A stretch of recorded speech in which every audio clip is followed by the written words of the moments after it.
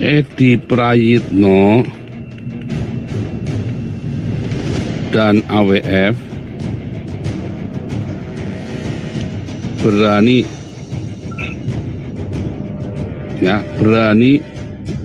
mengatakan tidak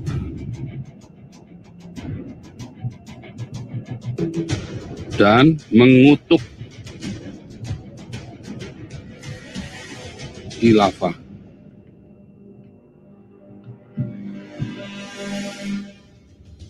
Berani dia nuduh saya anti Pancasila, siapa bilang? Justru saya yang menerapkan Pancasila. Satu-satunya pendeta, pastor, apologet yang menerapkan Pancasila dengan sungguh-sungguh saya. Bukan dengan mulut, dengan tindakan.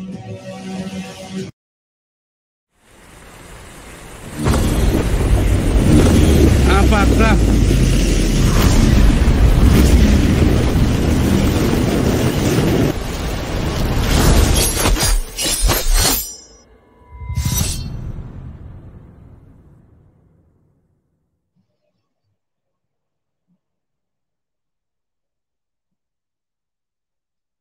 Assalamualaikum warahmatullahi wabarakatuh. Berjumpa lagi dengan saya Dr. Akal di channel kesayangan kita, Hidayah Mualaf Channel.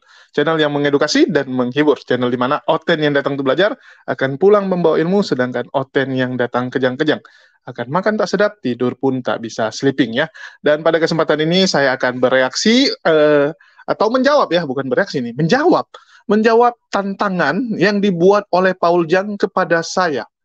Wow, luar biasa sekali Paul Jang Dia bisa menantang, tapi giliran ditantang nggak pernah mau jawab. Tapi nggak apa-apa lah ini satu gebrakan positif Jadi Paul Jang nantang kita jawab gitu Kita jawab, nanti kita akan bertanya kembali biar enak gitu kan.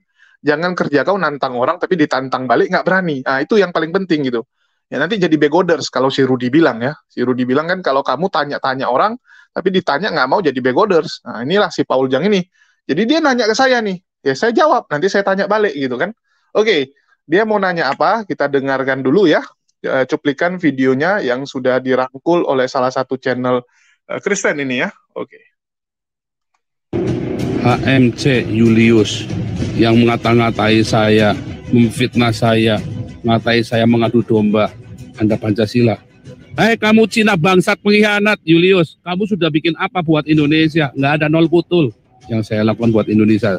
Kami bikin buku Pancasila, biayanya hampir 400 juta. Itu saya relakan semua, saya kasih semuanya ke Pak Toping, semua sumbangan itu buat bikin buku Pancasila. Pak Toping sudah tua, yang kamu bilang tua bangka pospores itu, dia keliling Indonesia mengajar Pancasila tanpa lelah. Kamu Cina bangsat pengkhianat, kamu udah kerja apa buat Indonesia? Kamu tuh hanya menghina dan mengadu domba saja.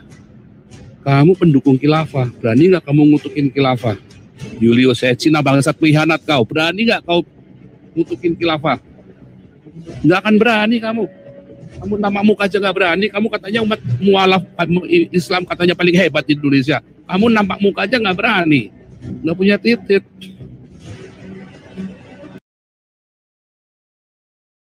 Oke, itulah rangkuman dari pernyataan si Paul Jang Paul Jong yang sedang kejang-kejang yang sedang kejang-kejang, nggak tahu dia kebakaran bulu jembut kalau dibilang Ko Amin kebakarannya bulu jembut.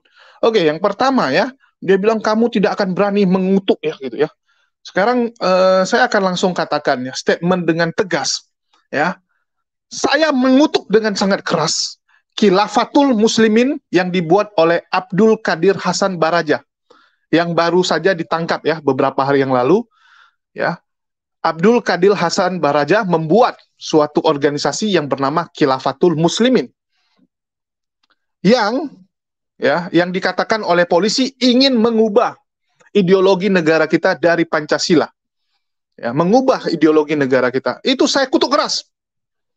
Ini saya katakan Indonesia adalah Pancasila. Indonesia adalah Sabang sampai Merauke. Tidak akan ada sejengkal pun yang akan dilepas. Ini saya katakan dengan tegas. Jadi biar tahu si Paul Jang ini, kalau kami AA BB ya. Kita nggak ada abu-abu.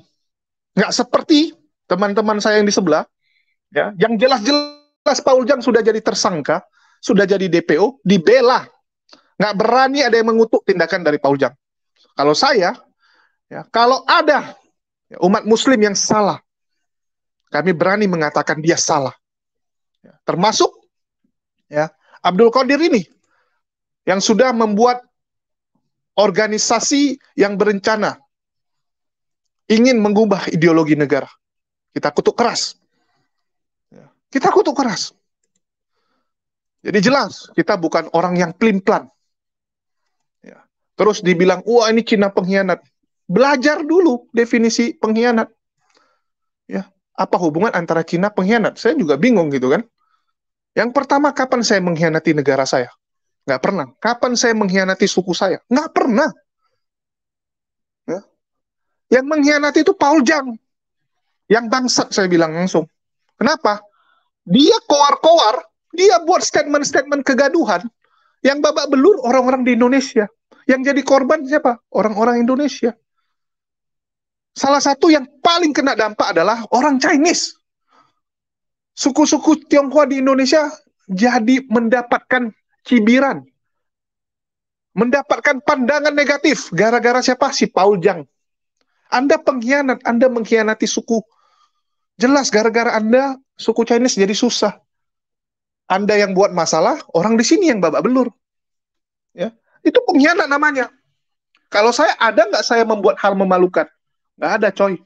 Apa yang membuat ya saya disebut pengkhianat? Nggak ada. Kamu pengkhianat.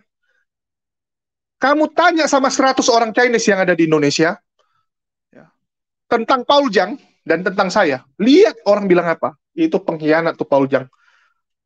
Ya.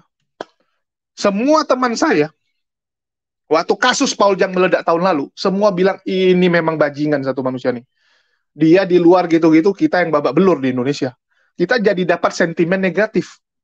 Dan kami nggak menyalahkan. Ya. Nggak ada asap tanpa api. Kami ngerti gitu. Kenapa banyak ya orang-orang Indonesia ini jadi kayak, ya agak nggak senang gitu. Ya. Terutama kepada suku Chinese. Ya gara-gara orang kayak Paul Jang ini. Ini pengkhianat artinya. Cina pengkhianat. Ya. Terus dia ngata-ngatain saya nggak Pancasila. Di mana gitu? Pancasila itu cuma bukan bacot, coy. Kamu bukan warga Indonesia lagi. Jangan banyak cerita kamu. Kamu bukan warga Indonesia. Jangan kamu bersembunyi di ketiak Pak Junius Tobing. Ya. Pak Junius Tobing, oke, Pancasila. Dia didoktrin. Memang dari kecil ditanamkan Pancasila. Ya. Itu Pak Junius Tobing, bukan Anda. Bukan Anda. Terus Anda bilang, oh saya udah rela kasih 400-an juta untuk buku itu. Loh, itu buku, ya, itu hasil dari donasi, coy. Anda buat donasi untuk bukunya Pak Junius Tobing. Terus Anda bilang Anda relakan uang itu. Memangnya kalau Anda nggak mau relakan, Anda nggak mau kasih, Anda mau apain uang itu? Mau Anda makan uang 400-an juta itu? Mau Anda makan? Ya, kalau Anda makan, itu semua ya orang Kristen yang nyumbang ke kamu itu maki-maki kamu. Itu namanya kau kurang ajar. Ya, itu ibaratnya ya, kau buat satu donasi untuk kepentingan ini, ya, kepentingan bukunya, tiba-tiba uangnya kau korupsi. Itu kau korupsi namanya, coy. Itu bukan hebat kamu. Kamu harus kasih memang. Itu harus kamu kasih. Karena memang uang itu, yang kamu kumpulkan itu untuk buku tersebut. Ya. Bukan kamu. Kamu nggak keluar, coy. Yang keluar itu orang-orang Kristen yang menyumbang. Ya, nggak tahu lah siapa yang nyumbang ya. Kita anggaplah mayoritas yang Kristen yang nyumbang. Intinya itu uang sumbangan dari orang. Bukan dari kamu, Paul Jang. Nggak ada dari kamu. Kamu tuh cuma ngeklaim gaya-gayaan doang. Nggak ada kontribusi kamu. Sadar diri, coy. Kamu cuman, ya, cuap-cuap pun tujuannya apa? Tujuannya supaya kamu rame, ya, supaya donasi ke kamu juga ada nantinya. Itu aja, pencitraan. Orang yang benar-benar Pancasila, action, bukan pencitraan seperti kamu. Banyak bacot. Ya, bilang, wah apa yang sudah kau buat, nol besar. Ya, saya bukan orang seperti kamu, harus listingin apa yang sudah saya buat. Kalau saya pribadi, saya nggak perlu. Kalau teman-teman yang buat, yang istilahnya kita kerjain sama-sama, saya listingkan. Ya. Kita tunjukkan gitu. Tapi kalau saya buat punya, nggak perlu. Ya, kita buat apapun di dunia ini, ya, Allah yang melihat. Bukan kayak kamu. Kalau kamu kan cuma untuk pencitraan. Wah, harus nampak gini kan. Saya udah bullshit lah lihat orang-orang yang istilahnya kerjanya untuk pencitraan. Saya dulu tergabung ya dari saya kecil ya.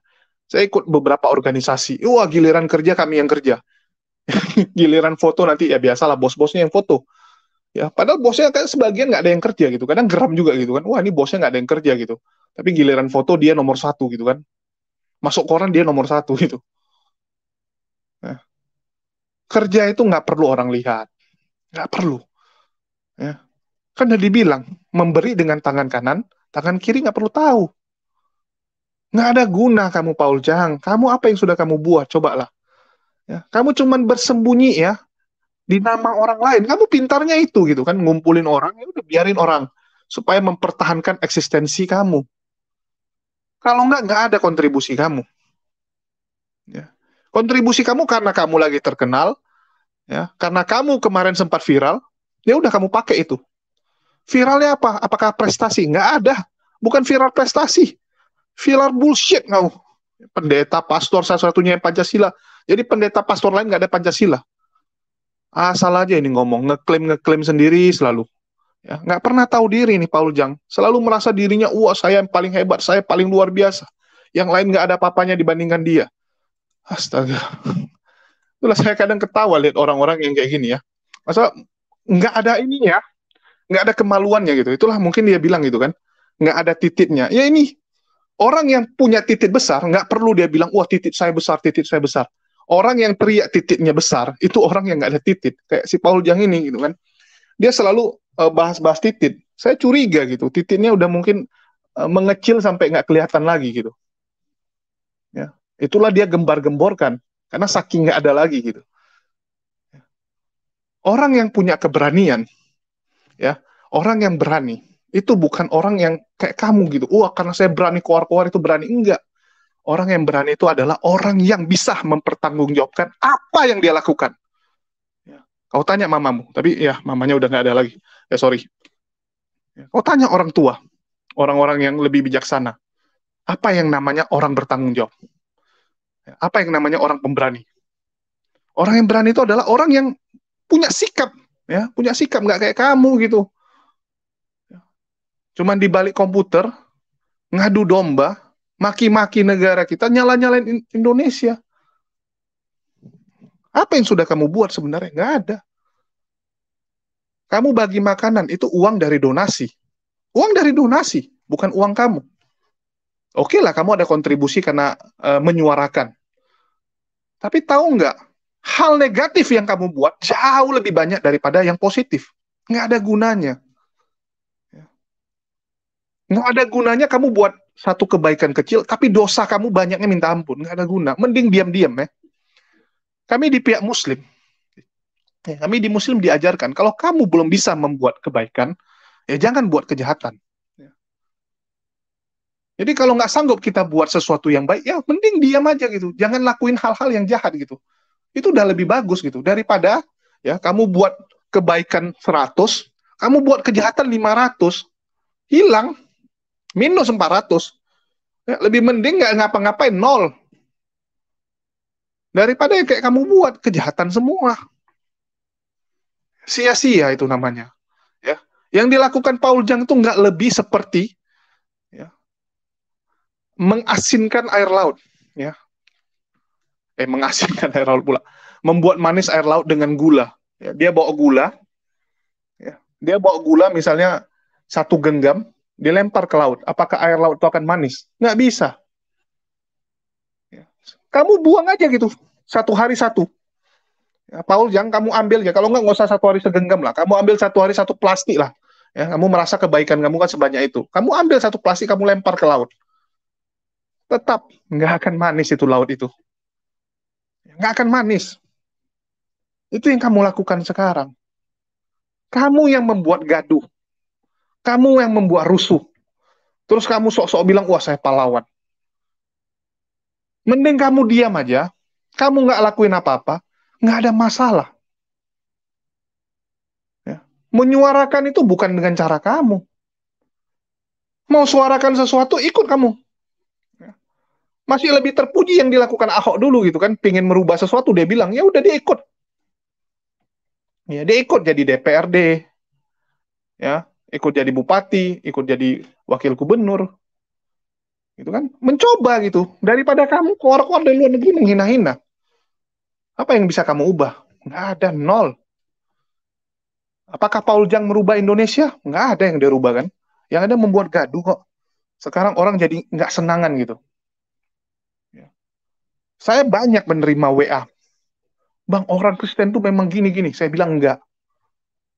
Ya. Dia bilang, bang, ini ada nih bang, teman saya yang Kristen bang. Selama ini saya nggak perhatikan. Rupanya dia slip-slip memang kadang-kadang menginjili kami. Kurang ajar juga dia gini.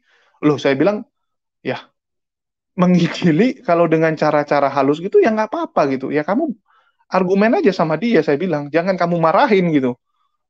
Ya. Selama ini juga kamu kan nggak marahin dia. Kenapa sekarang jadi marah gitu?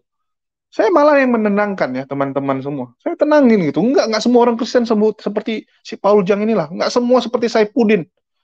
Ya, ini kan yang bangsat-bangsatnya saya bilang. Dan setiap kelompok tetap ada yang bangsat. Ya, ini kan bangsatnya saya bilang gitu. Buktinya kita rukun kok selama ini. Itulah kenapa saya bilang paling penting itu adalah hidup ya yang heterogen, semua ada, semua suku ada, semua agama ada. Jadi kita tuh bisa hidup nyaman. Ya, kita bisa saling mengerti.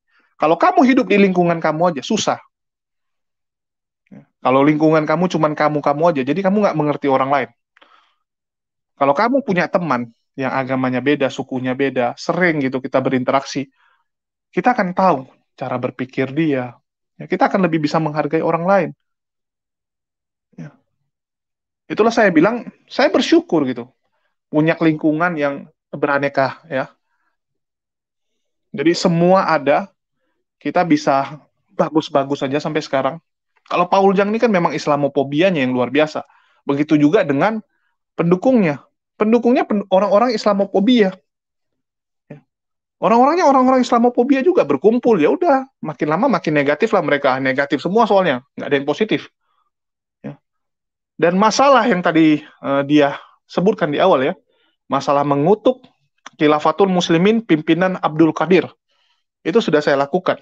Dan saya katakan, semua orang-orang yang terafiliasi di grupnya Abdul Qadir, ya, punya pemahaman yang sama, harus segera ditangkap. Begitu juga dengan Paul Jang. Harusnya standar yang sama diterapkan oleh kepolisian negara kita. Ya. Standar yang sama diterapkan. Ini punya pemahaman yang nggak beres. Ormas ini punya pemahaman yang menyimpang. Ingin mengubah Indonesia. Ingin mengacaukan Indonesia. Tangkap. Termasuk anggota dan pentolan-pentolannya. Ya. Begitu juga dengan Paul Jang. Harusnya tangkap.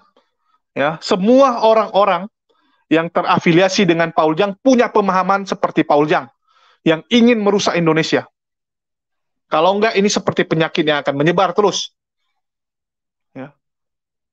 Paul Jang mungkin nggak selama yang ini ya, karena mereka udah lebih lama dibilang. Udah puluhan tahun ya, gerakan dari Abdul Qadir ini. Apakah gerakan Paul Jang harus dibiarkan puluhan tahun, nanti baru ditangkap? Harusnya polisi melihat. Ya. Ini sudah mulai. Ingin Indonesia dibubarkan, ingin Indonesia dibelah-belah. Harusnya ini dibereskan. Itulah kenapa kita bilang intelijen itu paling penting. Memastikan sebelum masalah ini jadi masalah, tebas, habisin masalah ini. Ya, harus selesaikan langsung, nggak perlu sampai ke permukaan lagi. Harusnya senyap gitu kan.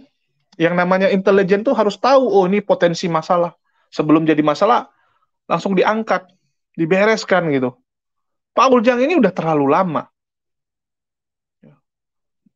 Membagikan pemahamannya agar semua orang Islamofobia ini kan gila gitu. Doktrinnya jelas-jelas Islamofobia. Membenci Islam. Saya nggak tahu apa kesalahan Islam sama si Paul Jang ini ya, sehingga begitu dendamnya dia.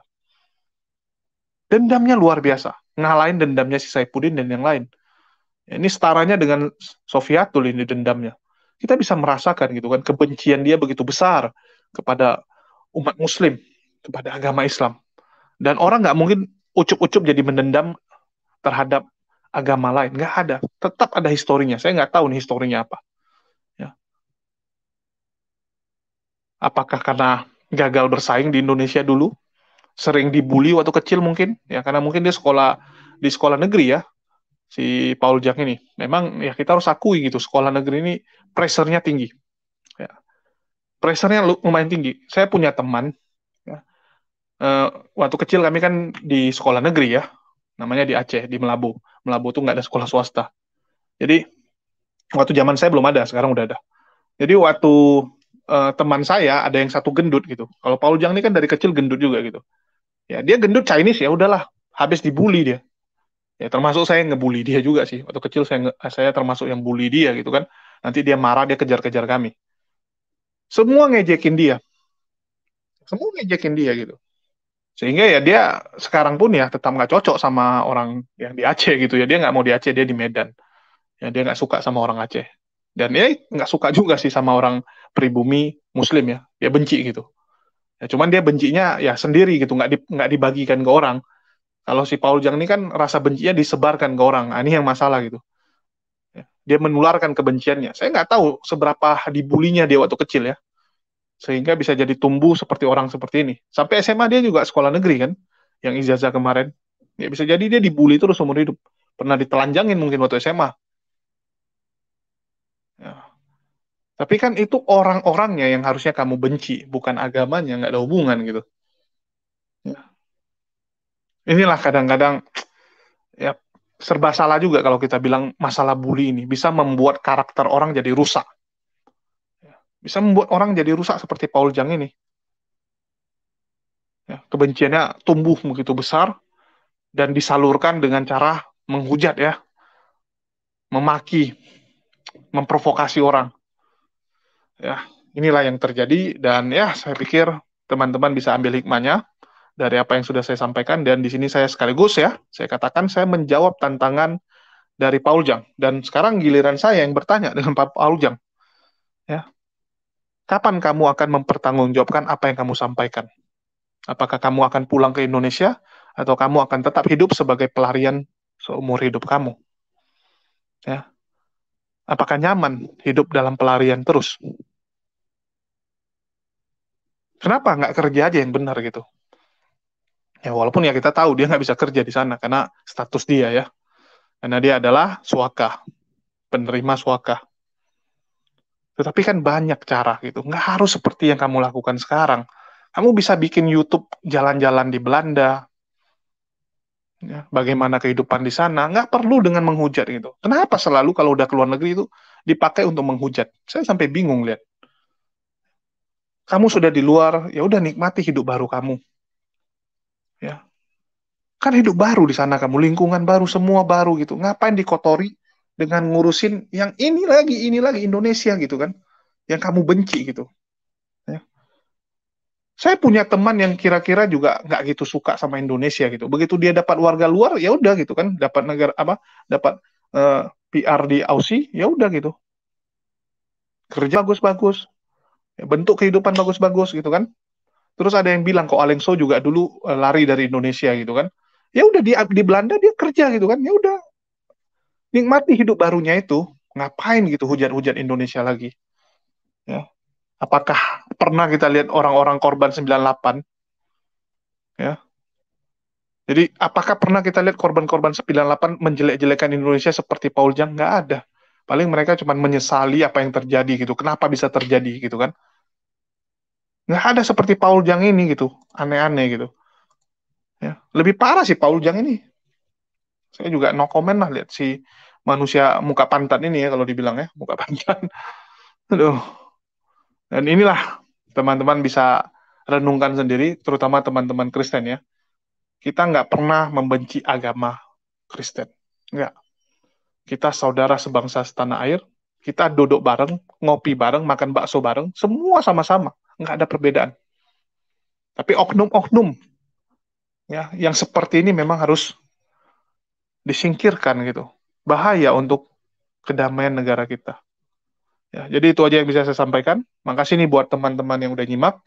Ya, di akhir kata saya ucapkan Wassalamualaikum warahmatullahi wabarakatuh, dan semoga apa yang saya sampaikan bisa menambah ya wawasan teman-teman dan menjadi bahan renungan. Yuk.